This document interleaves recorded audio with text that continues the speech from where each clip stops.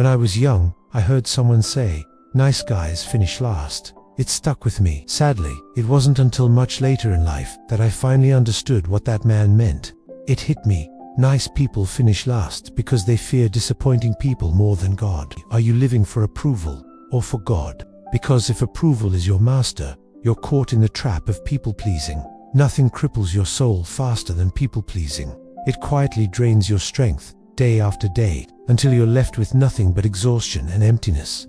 Every single time you say yes just to keep someone else happy, you're quietly saying no to your own peace. And sometimes, you're even saying no to God's direction for your life. Galatians 1:10 puts it so clearly, asking, "Am I trying to please people or God?" There's no story in the Bible that shows the danger of this better than King Saul. This was a man anointed and chosen by God, yet he was undone by one thing: the fear of people. When the prophet Samuel confronted Saul for disobeying God, Saul confessed, "I feared the people and obeyed their voice." That one sentence sums up his entire downfall. Saul shows exactly what happens when people-pleasing takes over your life. He lived as the approval seeker, needing validation to feel secure. The yes machine, doing what people wanted instead of what God demanded. The conflict avoider, choosing peace with people over obedience to God. The performer, caring more about image than integrity. The people-dependent identity, letting others define his calling. But here's the truth: when you live for people's approval, you lose the clarity of God's voice. And the consequences showed up in Saul's life the same way they show up in ours. You lose your identity. Saul forgot who he was because he let others define him. He became emotionally exhausted. Fear, jealousy, insecurity, all symptoms of people-pleasing. You attract the wrong voices. Saul listened to the crowd instead of God. You live in fear, not love.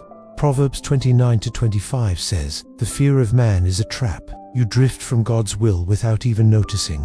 People-pleasing makes you say yes when God is calling you to say no. You bury your purpose. Saul lost the kingdom, not because he wasn't gifted, but because he wasn't anchored in God. But it doesn't have to be your story. 1 John 4:18 says, "Perfect love casts out fear."